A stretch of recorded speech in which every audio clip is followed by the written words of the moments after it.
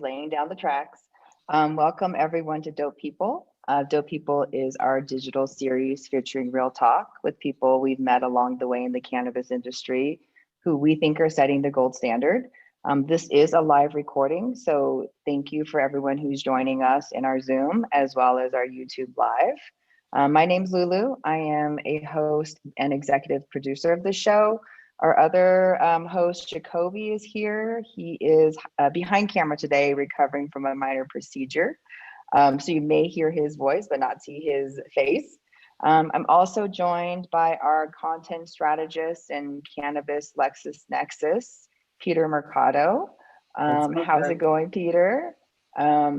What interesting tidbits of information do you have for us today? There's a bunch going on in the space. New Mexico put forth a bill. The Senate has a bipartisan coalition that's trying to push for veterans to have access to medical marijuana federally. But it'd be reminiscent of me if I didn't mention 420. And that set the city ablaze this weekend, as it did across the whole country. So Lulu, how was your 420? My 420 was pretty chill. We're in Mexico, so it's a little bit on the DL still, but I helped with some packaging on 420, designing some packaging. So that felt really good. Nice. What about you? The whole city was wild. I have a scooter, and so I drive through Central Park, usually on my morning commute and back home, and I could smell it in the air. I also had some friends who were in Union Square who said there were people giving out joints if they had proof of vaccinations. And there's this program called Joints for Jabs. But yeah, it's pretty cool. Technically in the laws, gifting cannabis is totally legal in New York now. And DC has a similar setup where they don't have a legal industry for selling, but gifting cannabis is legal. And so there's a variety of different business models that entrepreneurs have set up in order to facilitate gifting, in that someone can purchase a raffle ticket or a t-shirt or something else, and then the cannabis is gifted along with that item. Some people even go as far as to have contracts that state that is the nature of the exchange. Here in New York, however, while that is a potential avenue that some people can take, I ended up at the Happy Monkey 420 celebration and the Prohibition. It was really cool. They took it place in a steakhouse that looks like a vault, and the whole vibe was end of Prohibition. So they had DJs, all sorts of goodies, and celebrities coming through. I mainly kicked it on the dance floor with our good friend of the show, Heather Carter. Oh, Heather was in town? Yeah. Oh, nice. Miss her. Yeah.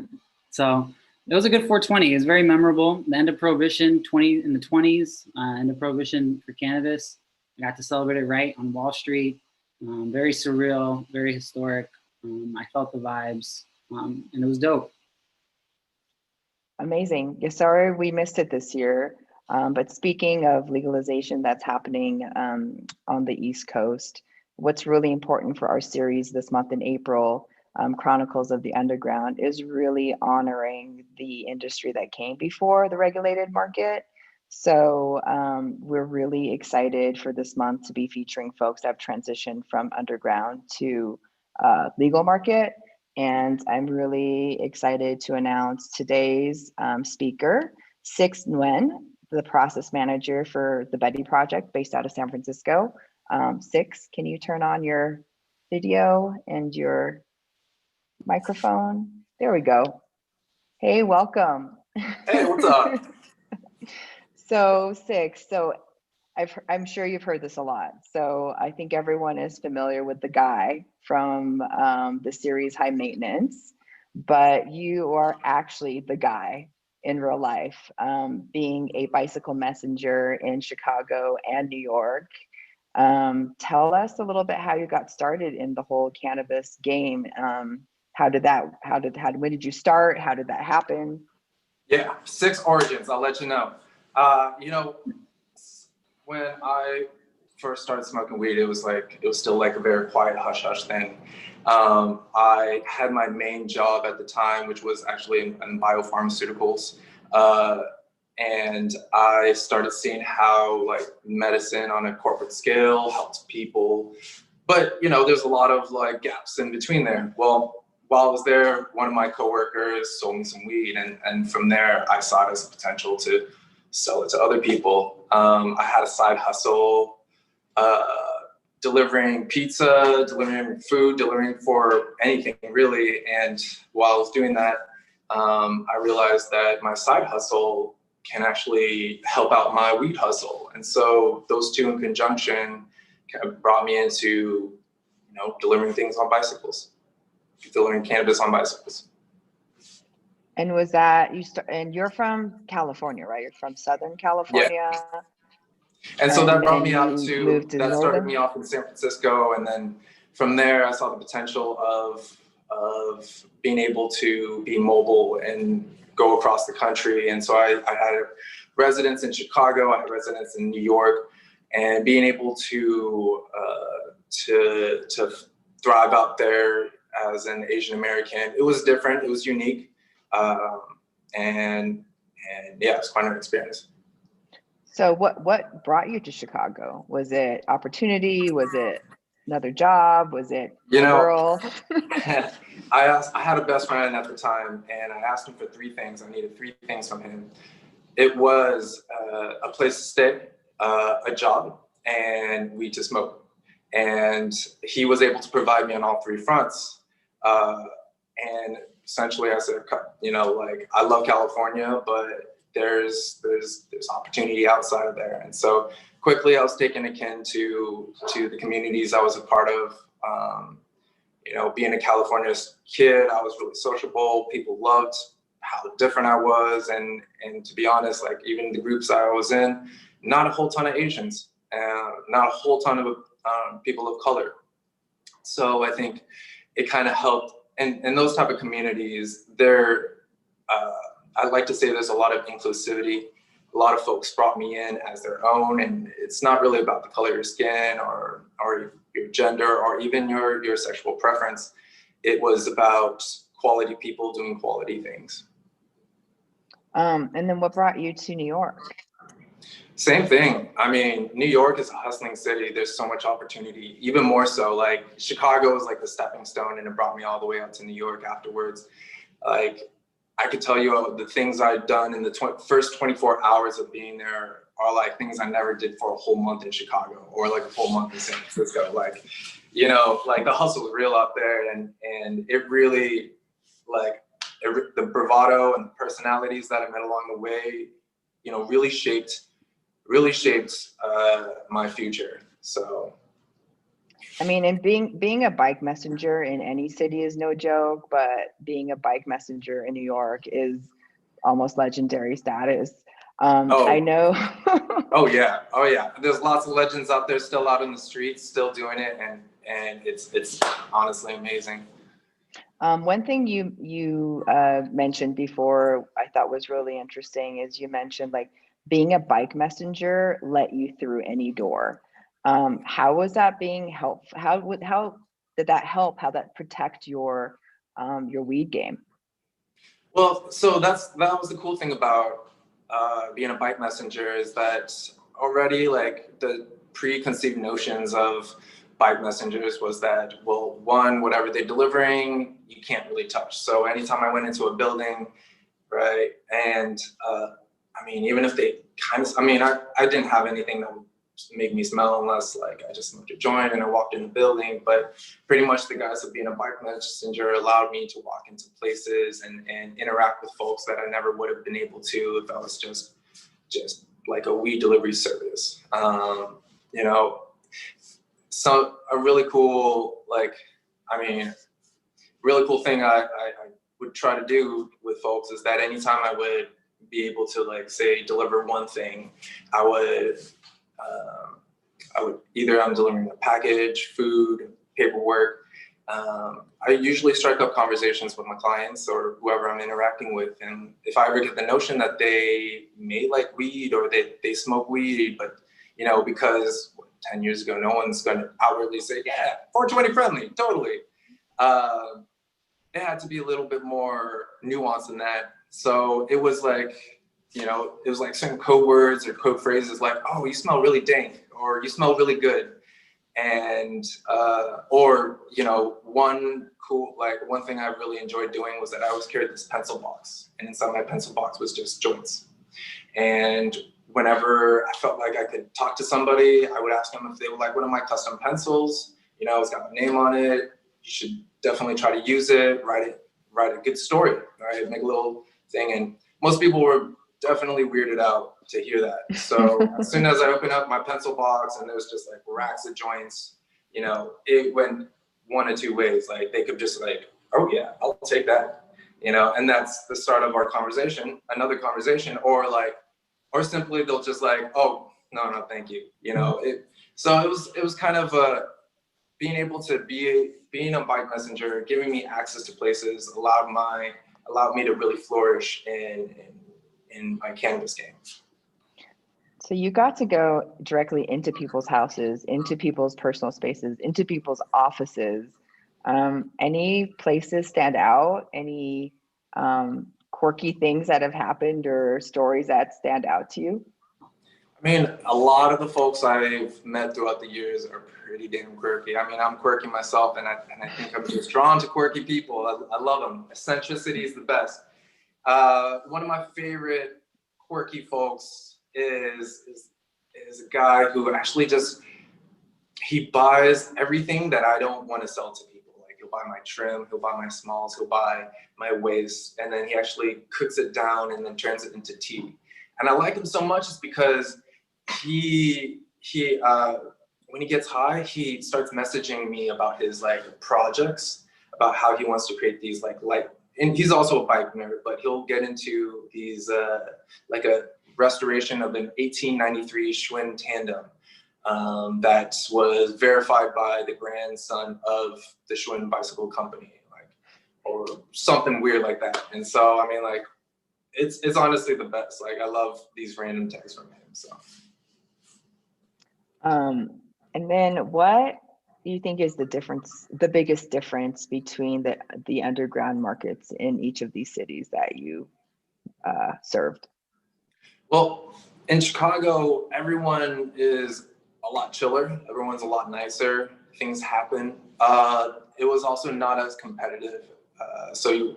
There were a number of serves in the area, but for example, like if somebody liked you and you were good on time, then you know they'll continue to work with you. As opposed to New York, I feel like if it's not this minute, it's the next minute, and if you're not in this minute, then it's going to go to somebody else. And things move a lot faster out there than they did in Chicago, which also meant there was a lot of wins and gains and losses, but you know it was all a lot of fun. If you don't mind me jumping in on here, on those differences between Chicago and New York, I know Jacoby wants some numbers. What kind of volume differences were there, or product types? Did you find any, like maybe people in Chicago like joints versus New York people like blunts? Are there any differences like that in terms of like the products and the volume? I think in Chicago, folks don't mind the range. You can have a lot of mids. You could be working with mids. You can be working with top shelf and exotics. I think most folks in Chicago were definitely more like, what's that word? They were definitely more easygoing about like the type of options you had. While in New York, both cities were at the time, they were definitely more flower. I didn't have as much concentrates or extracts out there. So at the time I was mainly working with flower, but definitely in the New York market, they brought in top shelf. Like if it's top shelf, that definitely looked like top shelf. If it was mids, I knew it was mids, you know, like they definitely had the good shit too. Yeah, but definitely a lot higher numbers too. There were definitely higher volumes out in New York for that same reason.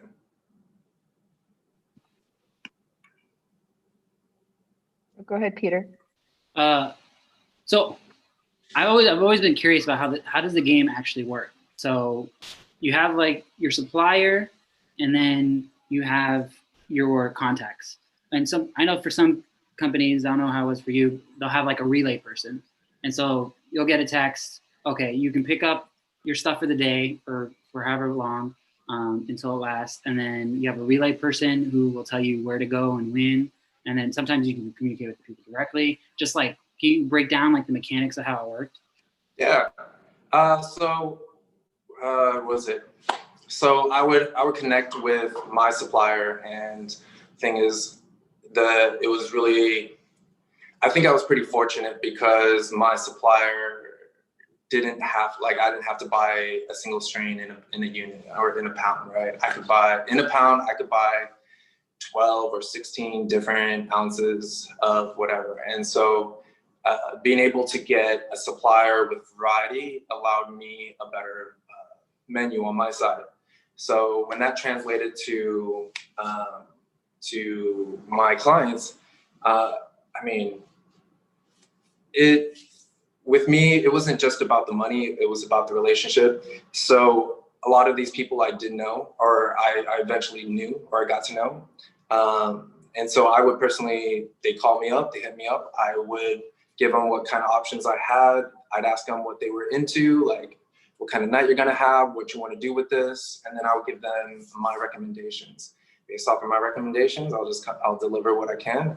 And and I usually toss in a little bit extra because, it always makes them feel special. And I think because of that little extra jazz, it makes the whole experience better for them. Yeah. So you were bud tending, delivery, customer service, all of that as an distribution, logistics, wholesaler, retail. That's awesome.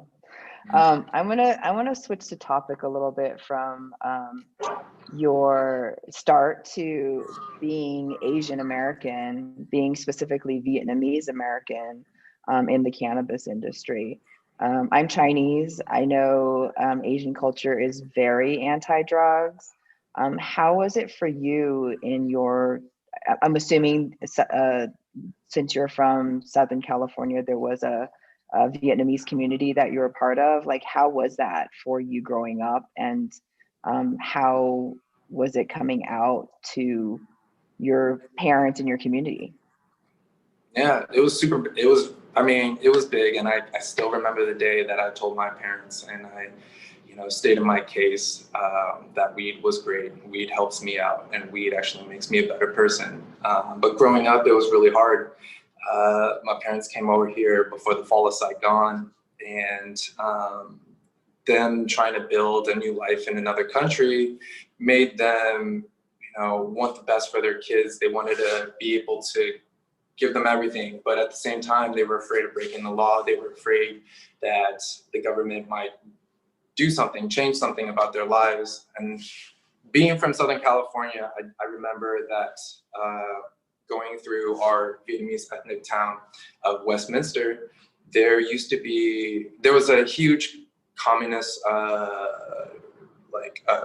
protest at the time, and seeing effigies of Ho Chi Minh being burned in the city squares, city squares or like big major intersections, it was pretty scary. My dad never really telling me what he did, hiding a lot of his notable achievements because he was afraid that if things caught wind, he would, the backlash would affect him. And so it was really hard to get to that point where I could talk to them about drugs, talk to them about American culture that didn't involve, no, you can't do that kind of thing. Yeah. But over time, I think what actually broke that stigma for me that cannabis wasn't wrong, cannabis wasn't wrong, was when I started hanging out with this Korean.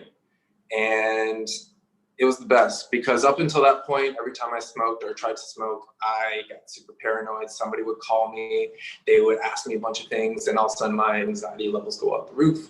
And nobody likes that when they're smoking. But my Korean friend would tell me to come over, and we would spend hours and hours playing video games and getting high. And I remember talking to his Korean mom, and I remember Koreans growing up in my particular town. There was a lot of Koreans, and I was always afraid of their moms.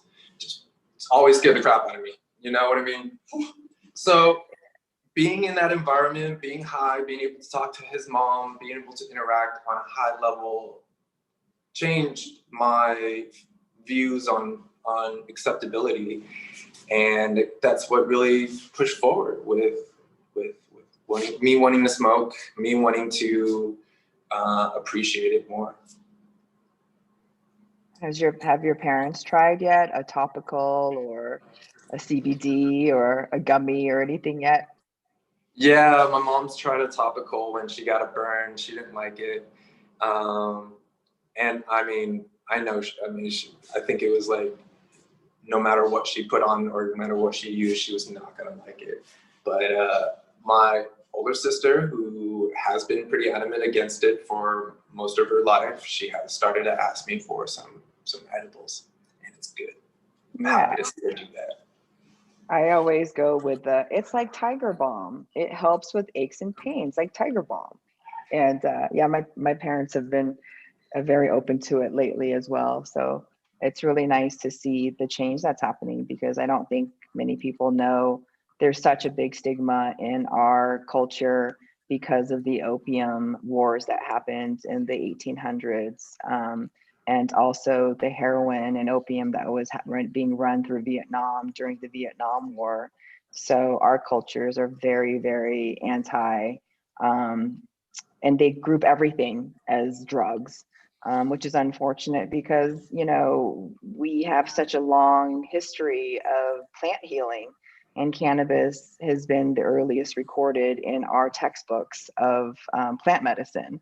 So I'm hoping very much, and there's people like you that are helping to educate communities and, you know, teaching our family and our communities that this is not heroin, this is not opium. It's a different type of plant, and it offers different types of healing. I have a question about being Asian in the underground. Do you think it was helpful or harmful with your business in the underground? You know, I always try to see the positive side of things, and so I don't know how it could have harmed me. I knew there was a couple ways that it was definitely helpful. Me being Asian, I mean, like, one of the stereotypes of Asian people is that they're harmless, that they don't, I mean, to an extent, they may not know a lot, right, about certain things. And so I think the harmful thing is that, you know, despite my background or despite my experience in the industry, like, I'm still considered fresh, and people will still consider things fresh, me fresh. But you know, I also think because in general, Asians are more modest, they're more humble about things. And so their sense of like pushing forward may not be the same. I mean, and even in the short, when, like, me being Asian, me having like Asian eyes, like squinty eyes, I think it was actually pretty helpful, because instead of people thinking I was stoned all the time, people just thought I was Asian. And being in like Chicago or New York, where there's, you know, I mean, good amount of non-Asians, that's what I assume. And so, like, I never really got questioned for looking so stoned or looking so distant. You know, I always had a good excuse, like, oh, you know, just so focused on this project, or I'm thinking forward or something. And I think because same thing, like being harmless, not actually smoking weed, because of the stigmas we faced growing up, that we were very anti-drug. People assume that I wasn't into drugs, and that's cool. That helped me out a lot. I have a very similar experience too. It's definitely helped out of some hairy situations. But what advice would you give other Asians, Vietnamese, Korean, Chinese, East Asians who want to enter the cannabis space but are still afraid to? Do it. Don't doubt yourself. Have confidence with your decisions. You know, we've always been good with due diligence, and it's about being accountable in this space. With that in mind, also, it's about like, we're resourceful. We've always been very resourceful folks. One thing I would definitely recommend, if like you don't know anything about these companies or you don't know where to start, I would suggest looking up BCC, the Bureau of Cannabis Control. Everyone's license is on that website. If you wanted to get into cultivation, you could search up cultivation licenses, distro, delivery, retail, shit like that. Everything's out there. And I would say that's a great start. When I was fresh into the game and I wanted to meet some folks, I had a gummy product, and I basically just sent an email to everybody, saw who clicked, built conversations and relationships like that. And yeah, that's one recommendation. That's a great tip. What made you decide to transition out of the underground into the regulated space? We have many folks in our audience, in our community in New York, who have been running their game very successfully in New York, and now that it's been written as legal, a lot of people are considering going into that space. What made you decide to move out of the underground? Honestly, it was on the cusp of legalization. Moving out of the East Coast and back to the West Coast, I moved back to Los Angeles, and I wanted to legitimize a courier service I was doing out there. So it was primarily just delivery work, no more cannabis. And when I came back to California and I saw what cannabis was like, you know, I was visiting great traditional market shops that, you know, sold whatever they put their name on, right? And I was like, at this point in my life, like I made money with weed. I loved making money with weed, but it was more than that. It was about the plant and about how the plant can offer benefits to people in general. So the whole like shiny coin suddenly disappeared, and now I was like searching for knowledge and truth. And so transitioning into the space was more so that I could grow outside of just delivery. I wanted to get into cultivation, and I wanted to learn how these plants were so amazing. And what were some of the things that you did to transition? Like, what were there things that you reached out to, organizations, books? What are some of the resources that you used?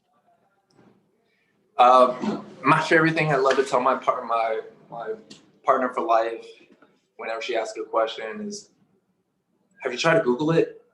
And I think it's pretty big because, like, I mean, being a bike messenger and then transitioning to a recreational cannabis space, it was a pretty new thing. And my partner, she's been in the industry for almost 20 years now.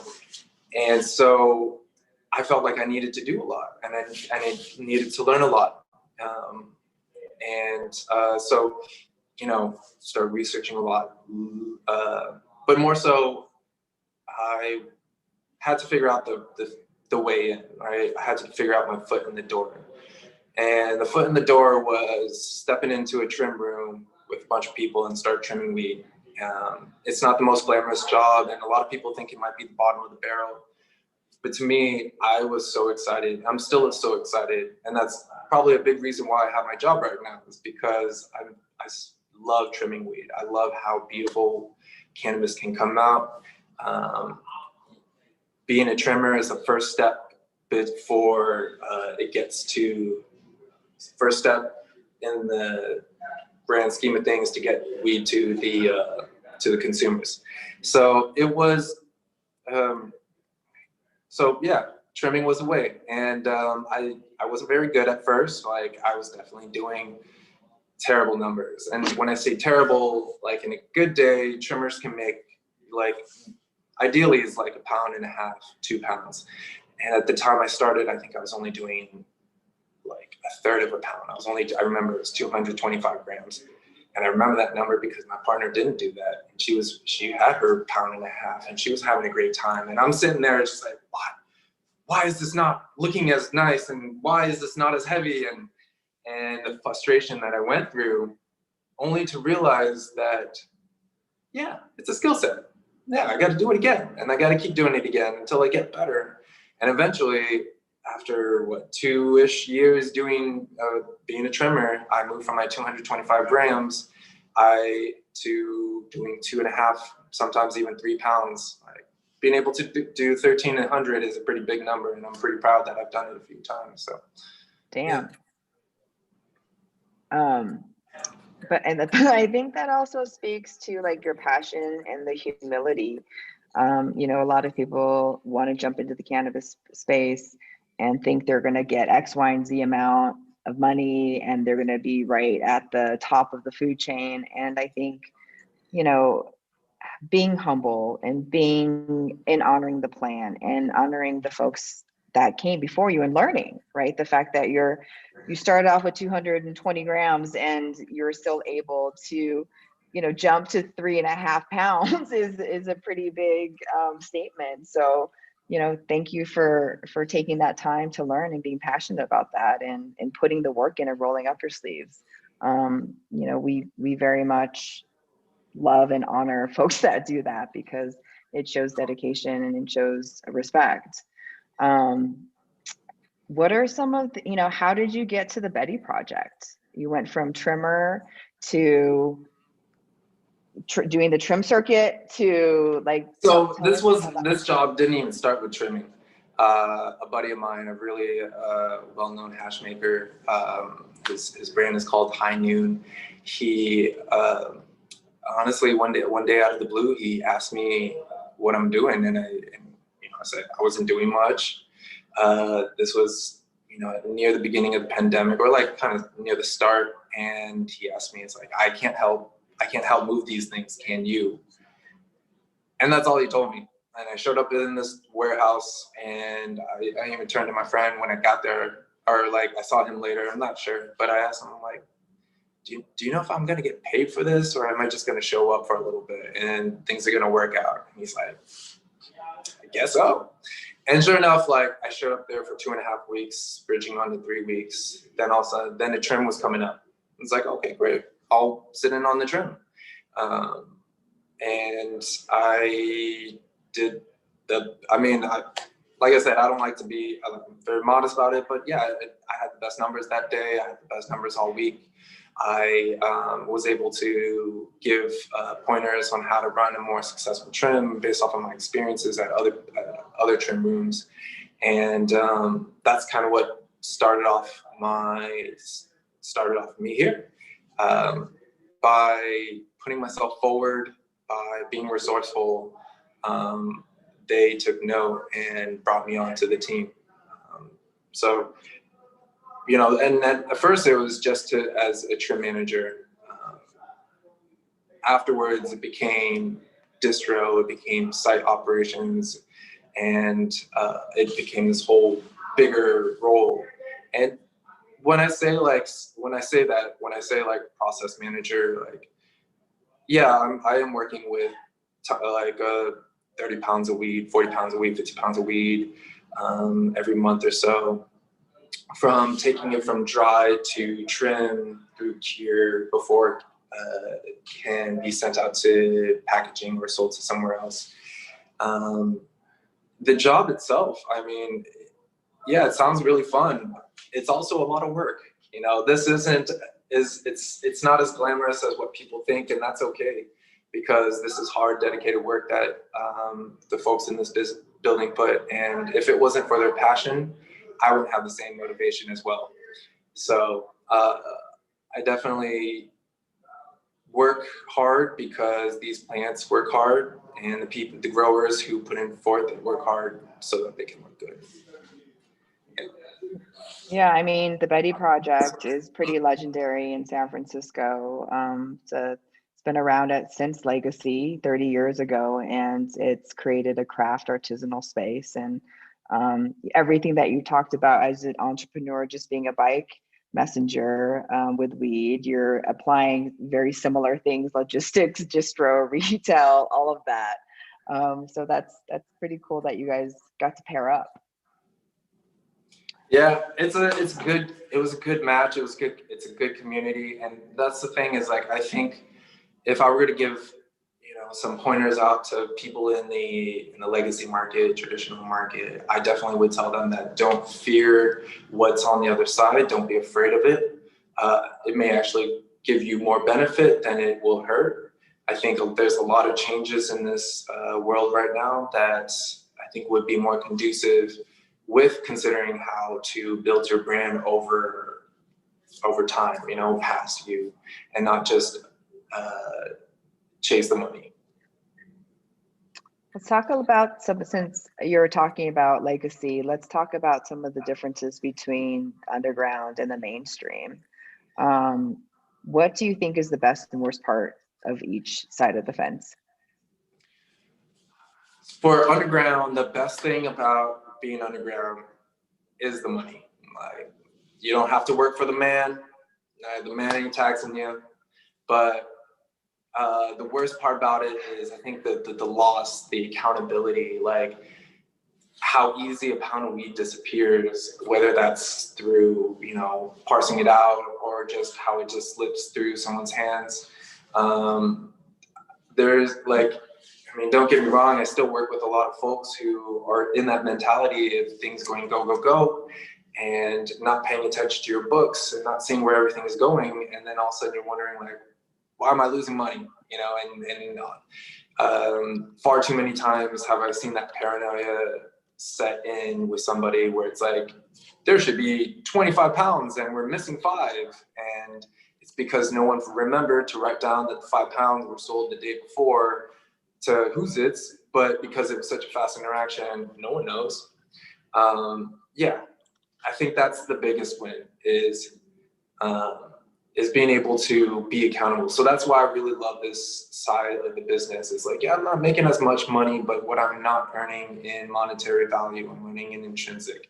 I've gained so much knowledge of being able to be in this space, being able to finally be out there in the open and talk to folks. I've had other messengers who quit the game and decided to grow either commercially, residentially, or something of the like. And being able to connect with folks on that level is pretty special. And why should you, what's your opinion on, like, why should you become part of the regulated market? Why you should do it? Knowledge, the people, the community. It's like having gone to, it's pretty cool when checking out like events like Emerald Cup or High Times and seeing all these passionate folks putting out their product that it's well tested, that doesn't have trace amounts of something that may be harmful. Having good, clean weed is really important. I know a lot of the backdoor stuff that people may get there out in the streets. It's not like, yeah, it's good weed, but it could be better. And being able to have clean medicine for folks is important. Being able to give them access to that medicine is really important. And I definitely believe that this medicine helps people and helps their well-being. That's what I support. Awesome. And what's on the horizon for you next, Six? Well, last year, I remember around 420, around this time, I set out to ride 200 or 250. You know what? It's kind of a little hazy up here, but about, a lot of miles, about 200 to 250 miles for the Last Prisoner Project to bring awareness to cannabis prisoners who still have a record, who have not been expunged of their record criminal activity. And so I wanted to be able to do something similar very soon. And, but that's in the works. And outside of that, I'll be a cannabis dad pretty soon. I'll be having a baby girl coming along. And I'm very excited because both of us being in the cannabis industry, we're going to have a little wee baby, and she's going to be fantastic. Yeah. I love that. And just to clarify, Six is a long distance cyclist, pretty professional. I remember when I heard of your ride from LA, San Francisco to LA, that was crazy. So really proud that you're doing things like that, and super stoked that there's going to be a baby coming soon in a couple of weeks, I think. Yeah, in about a month. Love that. Well, congratulations. Thank you. Yeah, I'm excited. I would like to say I'm really excited to honestly grow as a parent, have this type of growth in my life. I think this is the next step. When you say, when we talk about like moving into the rec space, I think building our roots, building our family within the space is going to be essential. Because the future is female, and these plants have so much passion with them. So I'm excited to share my passion, and not just growing this plant, but also growing this kid. So I wanted to chime in on a couple questions. So we tend to interview and talk to more entrepreneurs, like founders. And as a culture, we tend to romanticize the founders. But for you were doing things on your own business, running things in Chicago and New York. But then when you wanted to transition, you built your network, and then you kind of aligned yourself with different projects. You started trimming for XYZ, and then you got connected with your friend in the Betty Project. So in starting with a company and working with them, how did you evaluate that they were like solid and that the company had longevity?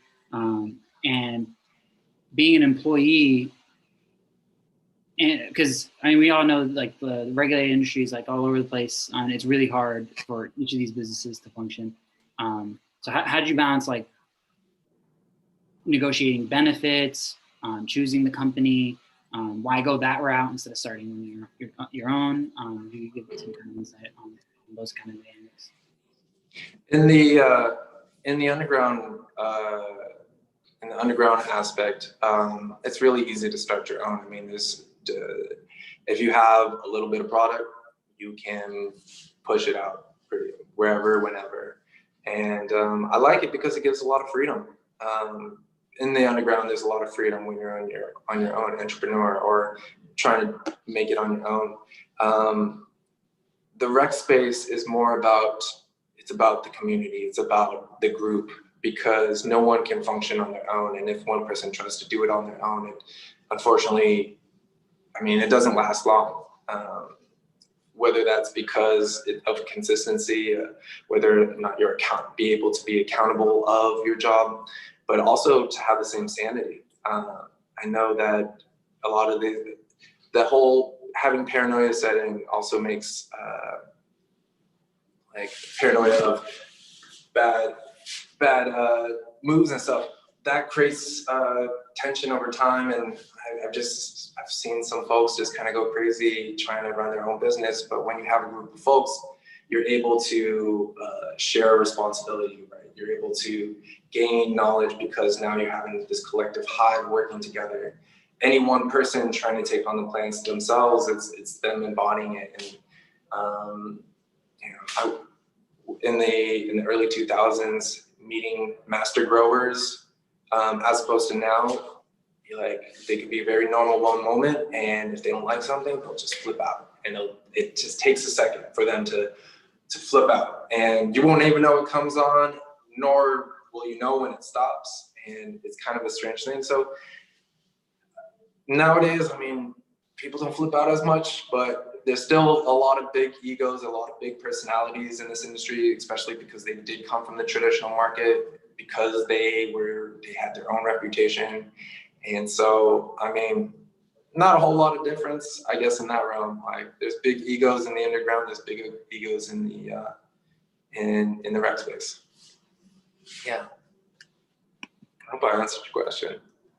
Yeah, I mean, no, you did a great job. It was a complicated question, so there were parts of it. I guess the one part to revisit a little bit more would be in choosing those people and seeing like the vision of the company, or like the product. How did you go about thinking about that? Right. So, I know a lot of folks, the reason why they still work underground is because they don't like working for the man. Like, simple, right? The man. And whatever the man may be is totally up to you, right? For me, after working at the Biopharmaceuticals, that was my man. I didn't want to work there anymore.